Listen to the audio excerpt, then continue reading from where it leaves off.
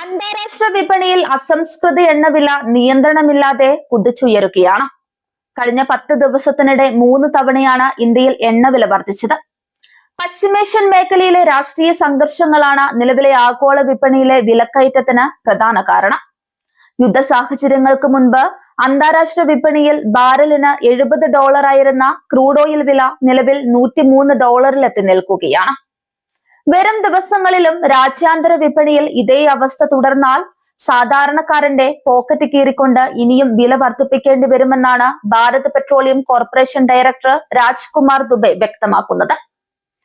ഉയർന്ന ഇന്ധനവിലയിൽ നിന്ന് രാജ്യത്തിന് അടുത്ത കാലത്തൊന്നും ഉടനടി ഒരു മോചനം സാധ്യമാകില്ലെന്നാണ് എണ്ണ കമ്പനികൾ നൽകുന്ന സൂചനകൾ.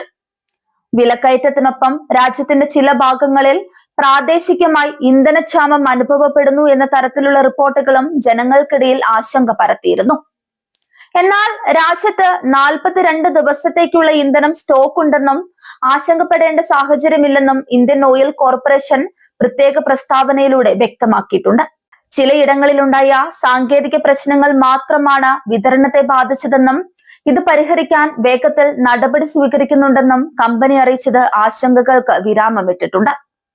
ഫോസിൽ ഇന്ധനങ്ങളുടെ വിലക്കയറ്റവും പ്രതിസന്ധിയും മറികടക്കാൻ രാജ്യം മറ്റ് ബദൽ മാർഗങ്ങളിലേക്ക് തിരിയേണ്ട സാഹചര്യവും അതിക്രമിച്ചിരിക്കുകയാണ്. ഇലക്ട്രിക് വാഹന ഇക്കോസിസ്റ്റത്തിലേക്ക് രാജ്യം പൂർണ്ണമായി മാറാൻ ആവശ്യത്തിന് ചാർജിംഗ് സ്റ്റേഷനുകളുടെ കുറവും ഉയർന്ന ചാർജിംഗ് സമയവും തടസ്സമാകുന്ന സാഹചര്യത്തിലാണ് കേന്ദ്ര സർക്കാർ എഥനോൾ ബ്ലെൻഡിംഗ് ശക്തമാക്കുന്നത്.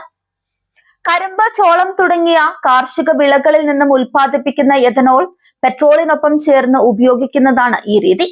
നിലവിൽ 20% എഥനോൾ പെട്രോളിൽ വിജയകരമായി ചേർക്കുന്നുമുണ്ട്. നിലവിലെ പ്രതിസന്ധി കണക്കിലെടുത്ത് ഇത് 30% ഉയർത്താൻ സർക്കാർ ഉത്തരവിട്ട് കഴിഞ്ഞു. ഭാവിയിൽ 100% എഥനോളിൽ ഓടുന്ന വാഹനങ്ങൾ വിപണിയിൽ എത്തിക്കാനാണ് സർക്കാരിന്റെ ലക്ഷ്യം. ഇതിനായി ആദ്യഘട്ടത്തിൽ 100% എഥനോൾ മാത്രം വിൽക്കുന്ന 150 പ്രത്യേക പമ്പുകൾ രാജ്യത്ത് ആരംഭിക്കും. അടുത്ത 24 മാസത്തിനുള്ളിൽ ഇത് 5000 പമ്പുകളായി ഉയർത്താനാണ് ലക്ഷ്യം. ജൂൺ 5ഓടെ 100% എഥനോളിൽ ഓടുന്ന പുതിയ വാഹനം മാരുതി പുറത്തിറക്കുമെന്ന് കേന്ദ്ര ഉപരിതല ഗതാഗത വകുപ്പ് മന്ത്രി നിതിൻ ഗഡ്കരിയും പ്രഖ്യാപിച്ചിട്ടുണ്ട്. എഥനോൾ ഉപയോഗം വലിയൊരു പരിധിവരെ എണ്ണ ഇറക്കുമതി കുറയ്ക്കാൻ സഹായിക്കുമെങ്കിലും ഇതിനു പിന്നിൽ ചില പ്രായോഗിക ബുദ്ധിമുട്ടുകൾ ഉണ്ടെന്ന് വിദഗ്ധർ ചൂണ്ടിക്കാണിക്കുന്നുണ്ട്. 100% എഥനോൾ ഉപയോഗിക്കുന്ന വാഹനങ്ങൾക്ക് സാധാരണ പെട്രോൾ വാഹനങ്ങളെ അപേക്ഷിച്ച് 30%-ഓളം മൈലേജ് കുറവായിരിക്കും. അതിനാൽ ഫ്ലെക്സ് ഫ്യൂവലിന് വിപണിയിൽ വില കുറയ്ക്കണമെന്ന് വാഹന നിർമ്മാതാക്കൾ ആവശ്യപ്പെടുന്നുണ്ടെങ്കിലും സർക്കാരിന്റെ ഭാഗത്തു നിന്ന് കൃത്യമായ ഉറപ്പുകൾ ലഭിച്ചിട്ടില്ല. എഥനോൾ നിർമ്മാണത്തിനായി കരിമ്പും ചോളവും വൻതോതിൽ ഉപയോഗിക്കുന്നത് രാജ്യത്ത് ഭക്ഷ്യധാന്യങ്ങളുടെ ക്ഷാമത്തിനും വിലക്കയറ്റത്തിനും കാരണമായേക്കാം. കൂടാതെ ഈ വിളകളുടെ വ്യാപകമായ കൃഷി ഭൂഗർഭ ജലനിരപ്പ് താഴുന്നതിനും കടുത്ത ജലക്ഷാമത്തിനും വഴിതെളിക്കുമെന്ന ആശങ്കയുമുണ്ട്. നിലവിലുള്ള പഴയ വാഹനങ്ങളിൽ എഥനോൾ കലർന്ന പെട്രോൾ അമിതമായി ഉപയോഗിക്കുന്നത് എഞ്ചിന്റെ ആയുസ്സിനെ ബാധിക്കും. അന്തരീക്ഷത്തിൽ നിന്ന് ഈർപ്പം വേഗത്തിൽ വലിച്ചെടുക്കുന്ന എഥനോളിന്റെ സ്വഭാവം പഴയ വാഹനങ്ങളുടെ പൈപ്പുകളും ഗ്യാസ്കറ്റുകളും പെട്ടെന്ന് തുരുമ്പെടുക്കാൻ കാരണമാകും.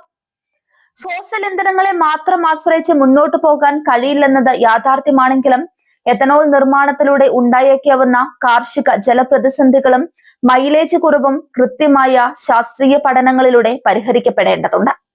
എഥനോളിനൊപ്പം മറ്റ് ബദൽ ഊർജ്ജ സ്രോതസ്സുകളെ കൂടി ശക്തമായി പ്രോത്സാഹിപ്പിച്ചാൽ മാത്രമേ രാജ്യത്തിന് ദീർഘകാലാടിസ്ഥാനത്തിൽ ഇന്ധന സുരക്ഷിതത്വം കൈവരിക്കാനാകൂ.